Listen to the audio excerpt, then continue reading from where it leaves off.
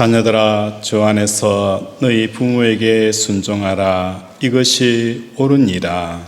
내 아버지와 어머니를 인정합니다. 이것이 나 속에 있는 첫 계명이니. 같이 보시겠습니다. 이로써 내가 잘 되고 땅에서 장수하리라. 아멘. 오늘은 어버이 주일입니다. 다들 부모님을 찾아뵙고 즐겁고 행복한 시간을 보내셨는지요? 이런 이야기가 있습니다. 명절 후에 부부싸움이 제일 많아지고 명절 후에 부부 갈등이 가장 깊어진다라고 합니다. 즐겁고 행복한 날에 오히려 마음이 상하는 경우가 많다는 뜻입니다. 한 번씩 찾아오는 자식이 용돈을 부모에게 두둑하게 주면 부모님이 어느 자식을 좋아할까요? 한 번씩 찾아와서 용돈을 두둑히 주는 자식이 굉장히 좋아해요.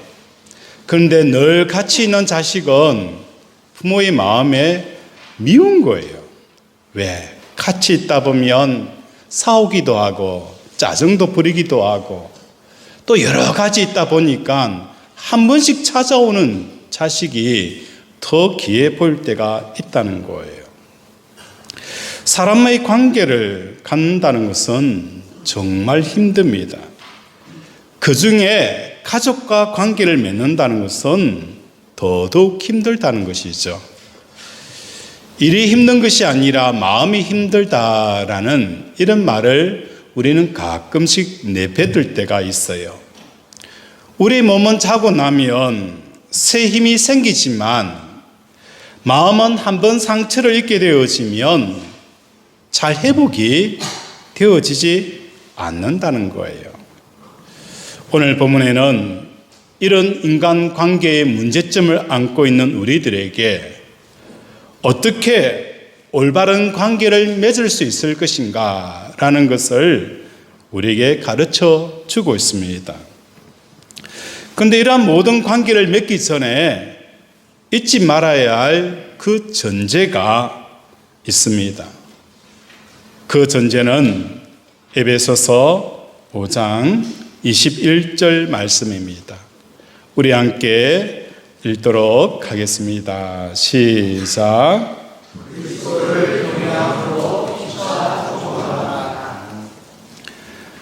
모든 관계를 맺기 전에 사도 바울은 우리에게 이렇게 먼저 전제를 합니다.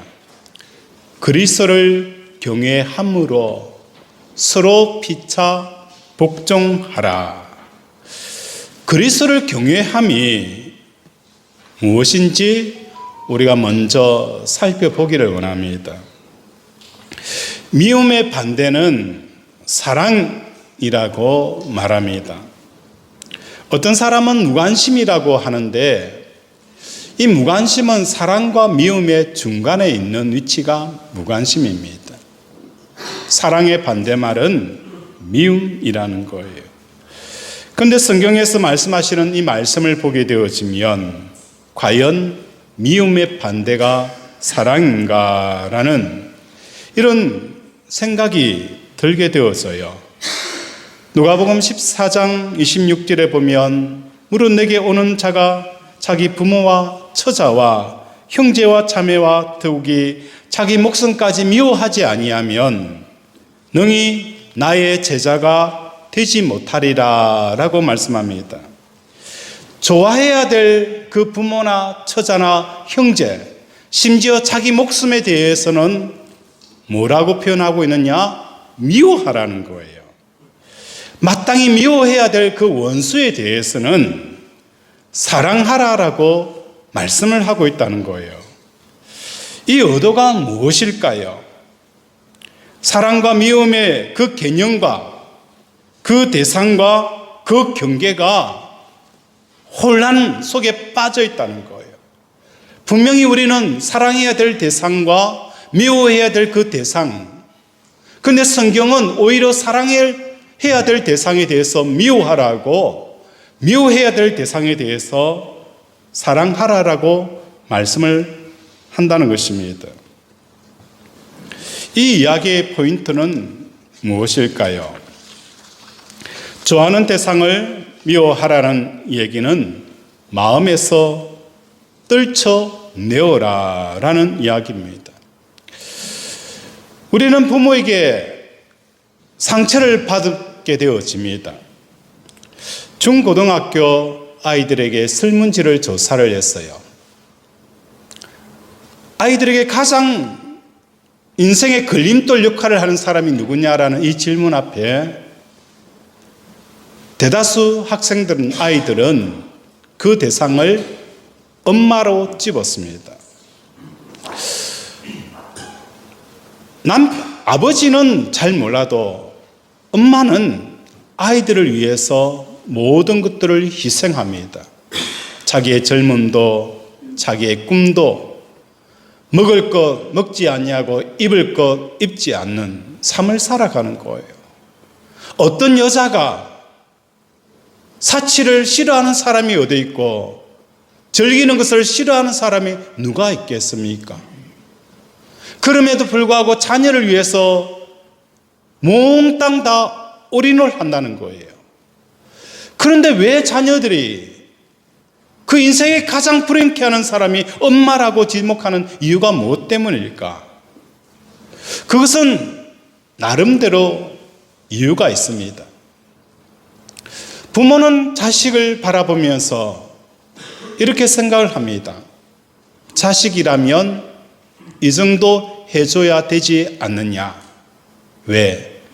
내 젊음과 내 꿈과 나의 모든 것을 다 바쳐서 자녀를 돌봤기 때문에 너는 이 정도는 해줘야 되지 않느냐라는 그 기준을 가지고 있는 거예요.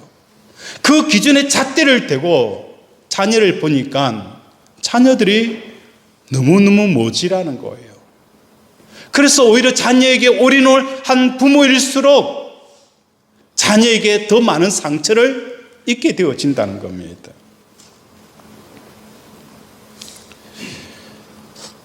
미워해야 될 대상에 대해서, 그 원수에 대해서 사랑하라라고 말씀을 합니다.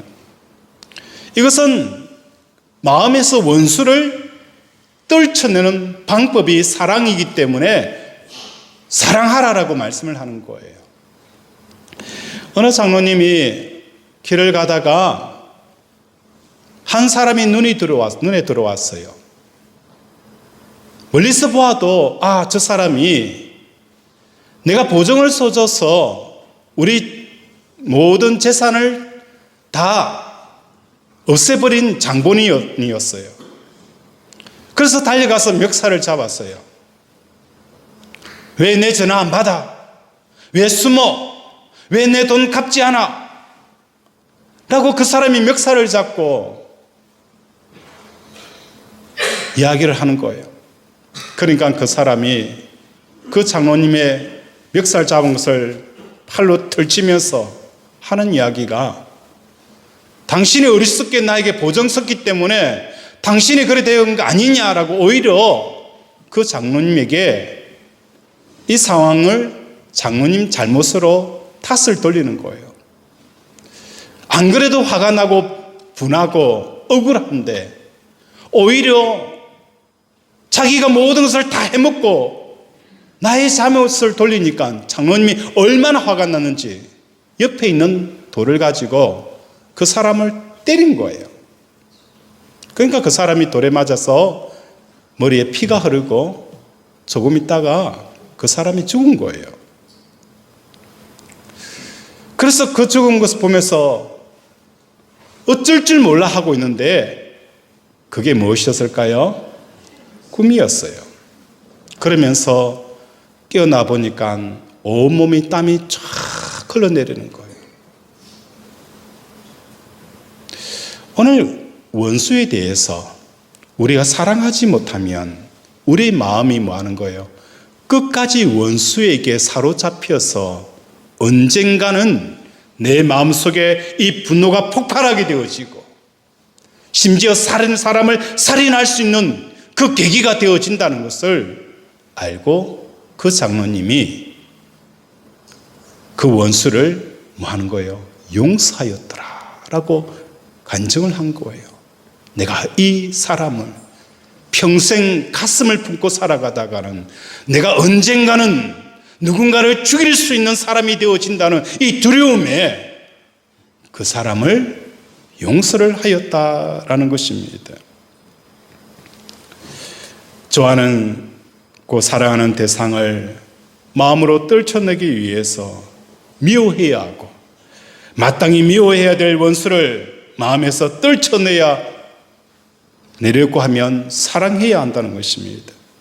그래서 마음 자체를 원수에게도 빼앗기지 말고 사랑하는 가족에게도 빼앗기지 말라. 오직 하나님께 마음을 드려라 라고 말씀하는 거예요. 이게 뭡니까?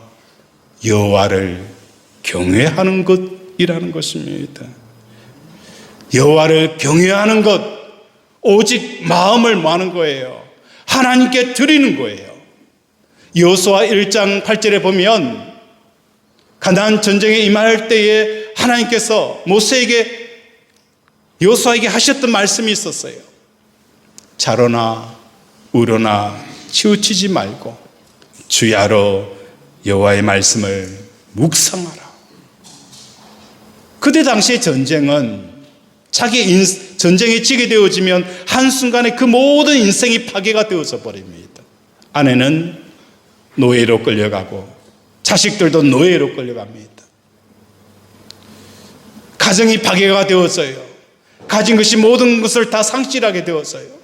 그래서 이 한 번의 전쟁으로 자기 모든 것이 끝나기 때문에 이 전쟁, 얼마나 많은 사람들의 마음이 이 전쟁의 마음에 빼앗기는 거예요. 그때 하나님께서 여호수아에게 말씀합니다. 이 전쟁이냐? 이 전쟁의 순간이냐? 그래도 마음을 빼앗기지 말고 하나님 앞에 마음을 올려드리라. 이것이 뭡니까? 오늘 살아가는 현대인에 대한 전쟁에 이기는 방법이라는 거예요. 그래서 여호수아를 통하여서 하나님을 믿는 사람들의 그 전쟁의 방식은 마음을 빼앗기지 않는 겁니다. 자식에게도 마음을 빼앗기지 말고 사업에도 마음을 빼앗기지 말고 오직 하나님 앞에 마음을 전부 드리는 것이 우리의 삶을 가나안 땅의 복지의 삶을 들어가게 하는 전쟁이라고 말씀을 하는 거예요.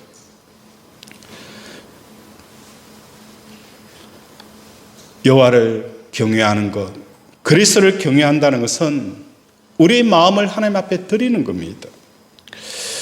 두 번째 풀어야 될 내용은 도대체 부모에게 순종하는 게 어떤 의미인지를 우리가 살펴보아야 합니다. 부모에게 순종한다는 것이 너무나도 맞는 말이고 인정합니다. 실질적인 면에 있어서 부모에게 순종하려 할 때에 문제가 발생이 되어집니다. 그냥 부모님을 무조건 미워하거나 무시하는 게 아닌데 객관적으로 부모님이 하시는 말씀을 들을 때에 어떤 생각이 들었냐?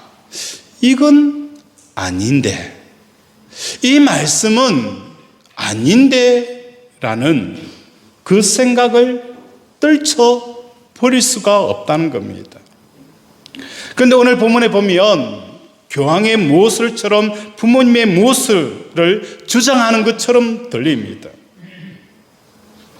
그런데 우리 부모님은 그 말씀에 순종할 때에 그게 아닌데라는 이 생각을 불러일으키는 게 뭐가 있을까? 이 말씀을 순종하려고 하니까 자기는 그렇게 하지 않으면서 자기의 삶은 그렇게 살지 않으면서 어떻게 나에게 삶을 이렇게 요구하느냐? 부모님의 자격의 논란과 부모님의 자격의 인격성을 우리는 논하게 되어진다는 거예요. 그래서 사람의 그 인격과 성품을 보면서 자격을 보면서 우리는 그 말에 순종하기가 굉장히 어려운 거예요. 이런 말이 있지 않습니까? 사람이 언제 철이 듭니까? 죽어야 철이 들어요. 특히 남자들은. 그죠? 내가 죽을 때까지 철이 안 드는데 무슨 수로 자녀를 노엽게 하지 않을 수 있으며 올바르게 교훈하고 훈계하고 양육할 수 있을까? 나이가 들었다고 해서 부모들이 다 철이 들은 게 아니더라는 거예요. 너무 개인적이고 이기적이고 자기 것밖에 모르고 남을 배려할 줄도 모르고 자기의 경험과 자기 의견과 자기 생각이 옳다라고 주장하는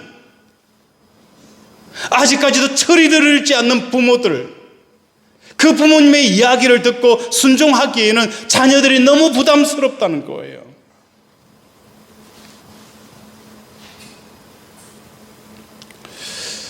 그래서 우리는 오늘 이 본문을 읽으면서 부모에게 순종한다는 것이 참 어렵다는 것을 깨닫게 되어져요.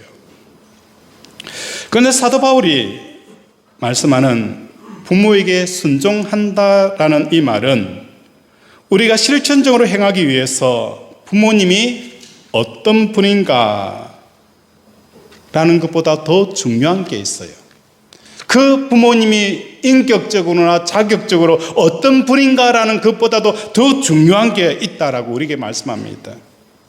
그게 뭐냐면 내가 주 안에 있느냐 없느냐, 이게 더 우선한다라고 말씀합니다. 주 안에 있다는 것은 주님 안에 있다는 거예요. 우리 주님은 지금 어디에 계실까요? 우리 주님은 어디에 계시죠? 내 안에. 그죠? 우리 사도신경이나 주기도문에서는 우리 주님이 어디에 계시다라고 표현하고 있어요? 하늘에 계시다라고 표현하고 있고, 또 어디입니까? 하나님 보좌 우편에 계시더라라고 말씀을 하고 있어요. 우리 주님이 계신 곳이 어디라고요? 하나님 보좌 우편이라는 거예요. 사랑하는 사람이 일본으로 사업차 갔어요. 그러면 아내의 마음에는 온통 누구 생각밖에 없어요? 일본에 가 있는 남편에게 대해서 온통 마음이 다 가 있는 거예요. 본인은 한국에 살아도 마음은 뭐예요? 일본에 가 있는 거예요. 일본에서 지진이 일어났더라라는 그 신문의 기사가 나면 두려운 거예요. 혹시나 죽은 사람 중에, 묻힌 사람 중에 내 남편이 있지 않을까라고 두려워하는 거예요. 근심하는 거예요. 걱정하는 거예요. 마음이 동동동동 거려져요. 근데 내 사랑하는 주님이 지금 어디에 계시는 거예요? 하나님 보좌 우편에 계시는 거예요. 진짜 우리가 하나님에 대해서 정말 가고 싶은 곳이 하나님의 나라인지 내 자신을 반문해 봐야 되는 거예요. 내 사랑하는 주님이 하나님 보좌 우편에 계시는데 우리는 뭐예요? 하나님에 대해서 관심이 없어요. 하나님의 나라에 대해서 관심이 없다는 거예요. 진짜 우리가 우리 주님 사랑하는 것 맞아요.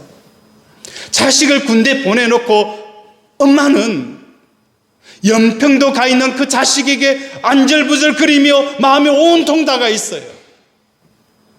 육신의 자식도 마음이 그렇게 가 있는데 우리의 생명의 주 되신 예수님에 대해서 전혀 우리는 관심을 가지지 않는다면 내 자신을 돌아봐야 되는 것입니다.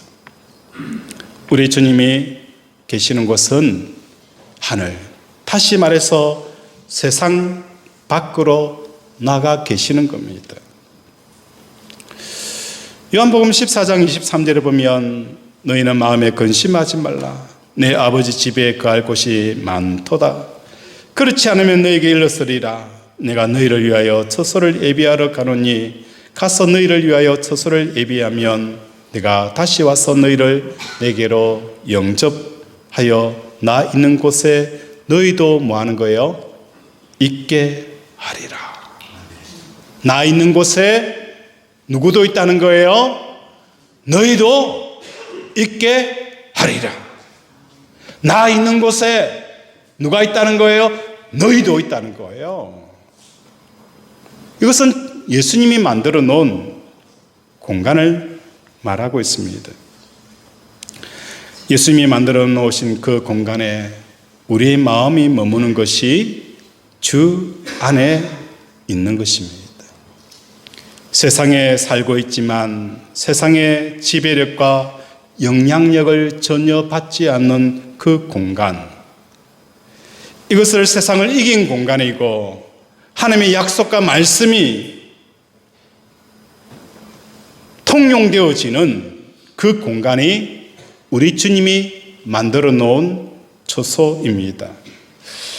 우리 성경 여호수아 14장을 한번 찾아보겠습니다. 여호수아 14장 8절과 9절 우리 함께 합독하도록 하겠습니다. 여호수아 14장 8절 9절 구약 341페이지입니다. 우리 함께 찾아서 읽도록 하겠습니다. 다 찾으셨습니까?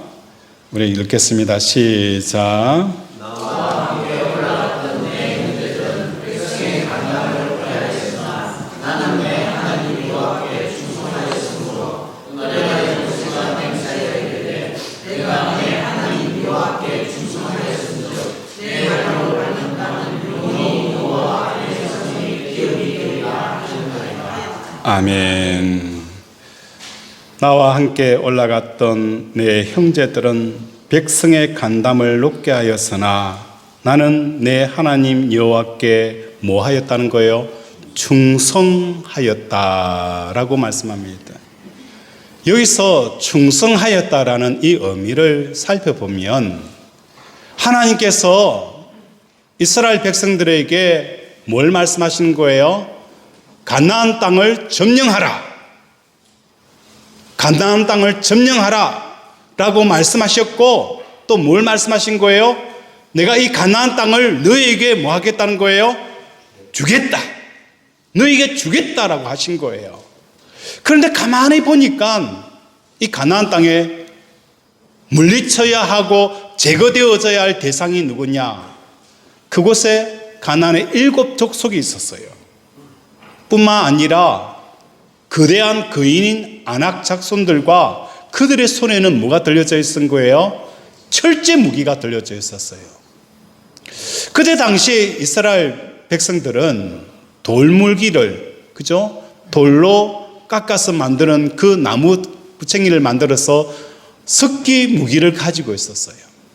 그러니까 게임 자체가 안 되는 거예요. 아무리 생각해봐도 이스라엘 백성들은 그들은 우리를 뭘로 여기는 거예요? 마치 메뚜기처럼 여기는 거예요. 그럼에도 불구하고 여호수아와 갈렙은 뭐 하는 거예요? 하나님께서 이 가나안 땅을 우리에게 주시리라. 이 약속의 말씀이 그대로 이루어질 것을 아멘하고 받아들이는 거예요.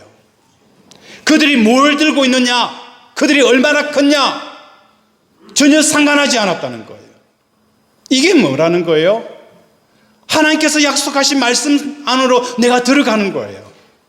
하나님께서 약속하신 그 말씀 속에 내가 들어가는 거예요. 비록 내 손에 아무것도 붙잡힌 게 없다 할지라도 하나님께서 너를 통해 역사하리라라고 했을 때 아멘 주여 믿습니다. 이게 뭡니까?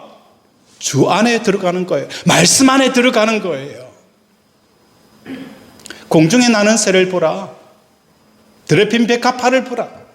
길삼도 쓰고도 하지 아니하지만 솔로몬의 입은 영광보다도 더 아름답게 먹이시고 입히신다라고 했습니다. 그러므로 너희는 무엇을 먹을까 무엇을 입을까 염려하지 말라. 내일 당장 먹을 라면 한 봉지 없어요.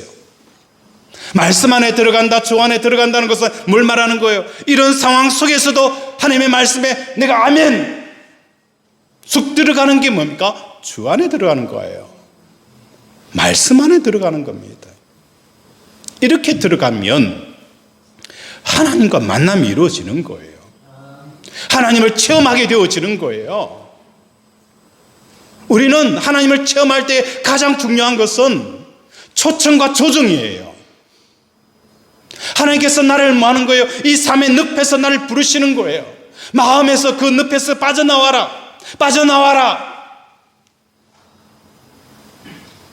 우리는 이 삶의 문제 앞에서 마음이 빠져가지고 초청에 응하지 않아요. 그러면서 하나님 나 구해달라고. 우리 하나님은 우리에게 뭐 하는 거예요?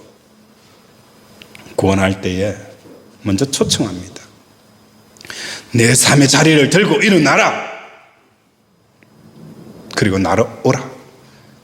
어디로 오라는 거예요? 하나님의 말씀 세계로 오라는 거예요.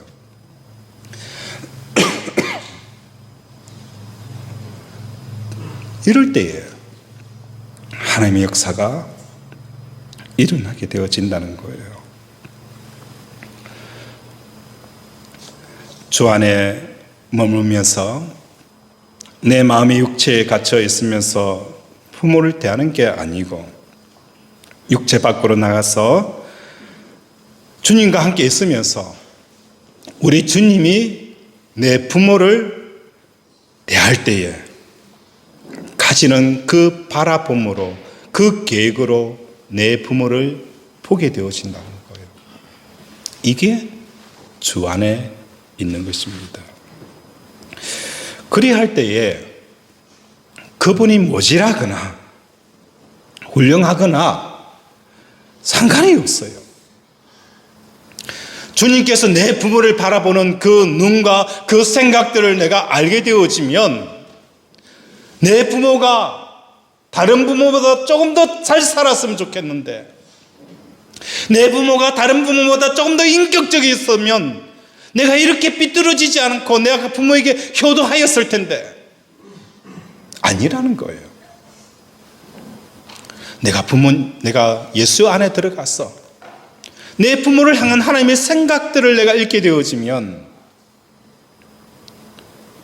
그 부모 그 모습 그대로 부족하고 넘치고 많이 가졌던 작게 가졌던 그것을 그 모습 그대로 내가 받아들이게 되어진다는 것입니다.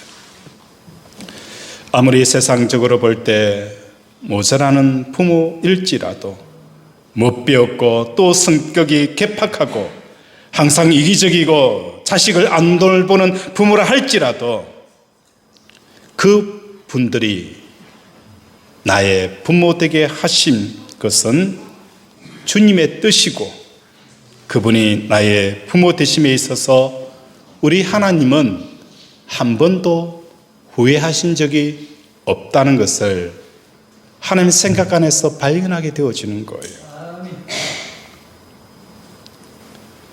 하나님은 여러분에게 여러분의 부모 되심을 한 번도 후회한 적 없습니다. 하나님께서 여러분의 자녀에게 자녀되게 하신 것을 한 번도 후회한 적 없습니다. 이 왼수 덩어리, 니 때문에 내가 이렇게 고생하고 이렇게 죽을 고생한다. 내 인생에 불행이 찾아왔다. 하나님께서는 원수로 여기는 그 자녀를 향한 하나님의 생각은 절대로 뭐 하는 거예요? 후회하심이 없다는 거예요. 하나님의 생각 속에 들어가게 되어지니까 문제덩어리인 자식도 감사가 되어지는 거예요.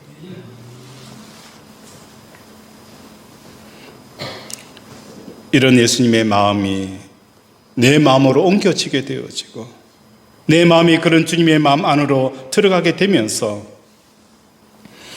모자란 게 있거나 없거나 그런 게 보이지 않습니다. 그냥 부모님 있는 그대로 받아들이게 되어진다는 것입니다. 하나님의 뜻 안에서 부모님을 있는 그대로 받아들이게 되어지면 어떤 일이 일어나느냐? 이상한 일들이 일어납니다. 전에는 엄마의 한마디 앞에 상처를 받기도 하고 눌리기도 하고 마음에 섭섭하기도 하고 분노가 치밀어 오르기도 하였는데 이제 주님 안에 하나님의 생각을 내가 듣게 되어지니까 더 이상 부모님과 자식이 찌르는 그 칼이 뭐 하는 거예요? 나에게 상처가 되어지지 않는 이상한 일들이 일어나게 되어진다는 거예요. 오늘 우리 살아가는 권속들의 삶 가운데 주 안에 들어가는 저와 여러분이 되어지길 원합니다. 하나님 말씀 속에 들어가게 되어지면 하나님께서 내 부모와 내 자식들과 내 남편과 아내를 향한 하나님의 생각들을 읽게 되어지면 이제는 그 모습 그대로 받아들이게 되어진다는 것입니다. 우리 3절 함께 읽겠습니다. 시작.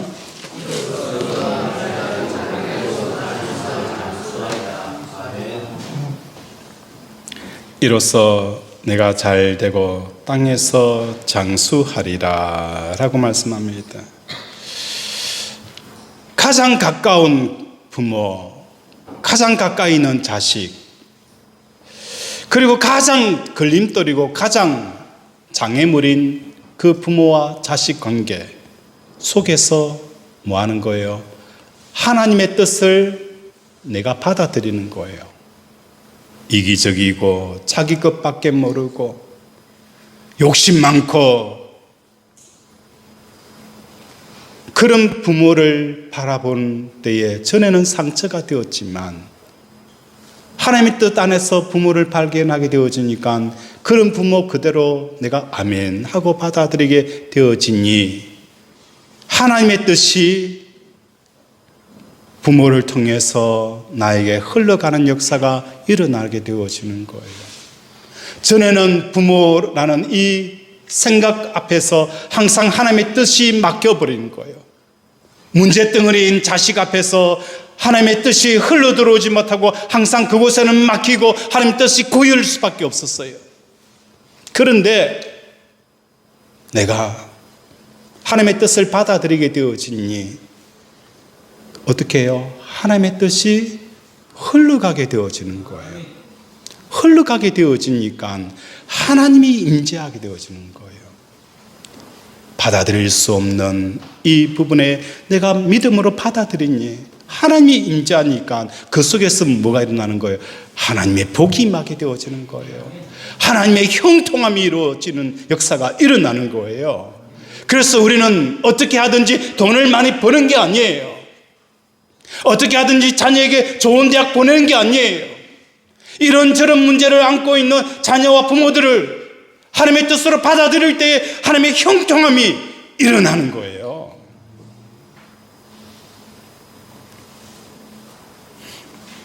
아브라함도 마찬가지였어요. 그래서 서론 부분에 미워하는 것과 좋아하는 것에 그 경계가 혼돈이 되어졌다라는 표현이 바로 여기에 있는 거예요. 왜 사랑해야 될 사람을 미워하고 미워해야 될 사람을 사랑해야 되는 이유가 무엇 때문일까? 아브라함은 이삭을 너무너무 사랑했어요. 하나님께서 아브라함에게 내 사랑하는 이삭을 모리아 산에 번제로 드려라. 너무 사랑하니까 하나님의 뜻이 이삭에게 와서 먹는 거에 멈춰버리잖아요. 하나님의 뜻이 이삭에게 흘러갈 수가 없는 거예요. 너무너무 사랑하니까. 그러면 뭐 하는 거예요? 하나님의 복이 아브라함이 부어지지 않는 거예요. 그런데 아브라함은 뭐 하는 겁니까? 아무리 사랑하는 이삭도 뭐 하는 거예요? 하나님의 뜻이 흘러 들어갈 수 있도록 미워하는 거예요. 번제단에 제단을 드리는 놀라운 역사가 일어난 거예요. 말씀을 정리합니다. 사업에서, 자녀 교육에서, 다른 모든 삶의 영역에서 첫 번째는 하나님의 뜻을 인정함으로부터 시작하는 겁니다. 가정의 부흥도, 사업의 부흥도 하나님의 뜻을 인정하면서부터 시작이 되어지는 겁니다. 그래서 남편이 하나님의 생각을 받아들이게 되어지면 아내를 대할 때에 뭘로 나타나는 거예요? 사랑으로 나타나게 되어지는 거예요. 아내가 하나님의 생각을 받아들일 때에, 남편을 대할 때에 복종으로 나타나게 되어지는 겁니다. 자녀들이 하나님의 생각을 받아들일 때에, 부모를 대할 때에 순종함으로 나타납니다. 부모가 하나님의 생각을 받아들일 때에, 자녀를 대할 때에 주의 교훈과 가르침으로 나타나게 되어지는 것입니다. 오늘 어버이날을 맞이하여서 순종할 것이냐 말 것이냐 이게 아니라, 내가 주 안에 있지 않으면 아무리 효도를 한다 할지라도 그게 아님을 깨닫는 저와 여러분이 되어지기를 바랍니다. 말씀을 생각하며 함께 기도하기를 원합니다. 하나님, 오늘도 우리 주님이 주시는 말씀을 받아들여서 아버지 사랑할 것과 미워할 것에 대한 마음들, 무엇보다도 순종과 아버지 복종의 문제 앞에서 하나님의 생각을 구하고 생각 속에 거하는 우리들이 먼저 되게 해달라고 이 시간 주여 삼창 부르고 함께 기도합니다. 주여, 주여, 주여. 아버지 오늘 우리를 성령에 오셔서 하나님의 성경에 들어가는 것이 어떤 것인지, 하나님의 마음을 쫓는 것이 무엇인지를 알게 하여 주시옵소서. 아버지, 우리 주님 만드시는 그 공간 속에 들어가기를 원하고, 아버지 그 말씀 속에 들어가기를 원합니다. 하나님, 아버지 그분의 모시랑 하나 흘리고 상관하지 아니하고 내 부모된 것이 주님 안에 들어보니까 완전히 주님의 뜻입니다. 아버지, 이제 그 모습 그대로 부모님을 아버지 사랑하고 용서하기를 원합니다. 아버지, 이제 부모로 말미암은 상처가 되어지지 아니하도록 하나님께서 아버지 용서하고 서로 아버지 용서받는 역사가 일어나게 하여 주시옵소서.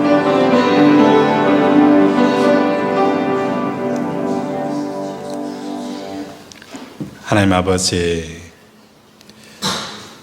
오늘 말씀을 들으면서 부모님을 향한 상처와 또 아픔들을 서로 용서하고 서로 용서해 주는 놀라운 역사가 일어나게 하여 주시옵소서. 아버지, 내가 너무 사랑하고 너무 미워하였기에 아버지, 우리는 너무나도 많은 관계의 실수들과 실패들을 해가지고 왔고 너무 많은 상처들만 남았습니다. 하나님, 아버지, 오늘 주시는 말씀처럼 주 안에서 그리스도를 경외함으로 라는 이 믿음이 우선되어져서 모든 관계를 열어가는 우리 권속들 되게 도와주시옵소서. 이 시간 아픈 곳에 손을 얹습니다. 그가 찔림은 우리의 허물 때문이요 그가 상함은 우리의 죄악 때문이라. 그가 징계를 받음으로 우리는 평화를 누리고 그가 채찍에 맞음으로 우리는 나음을 받았도다. 하나님, 아버지, 우리의 아픈 부위 아버지 치료하여 주시옵소서. 암덩어리는 녹아내릴지어다. 내부종은 치유될지어다. 관절염, 피부병, 호흡기 질환, 근육, 피부, 아버지 오장육부, 하나님 부인 불면증 아버지 깨끗하게 치유될지어다. 하나님, 오늘도 성령의 불로 아버지 치료하시고 태우시고 고쳐주시옵소서. 오늘도 함께하여 주심을 감사드리오며 예수 이름으로 기도드립니다. 아멘.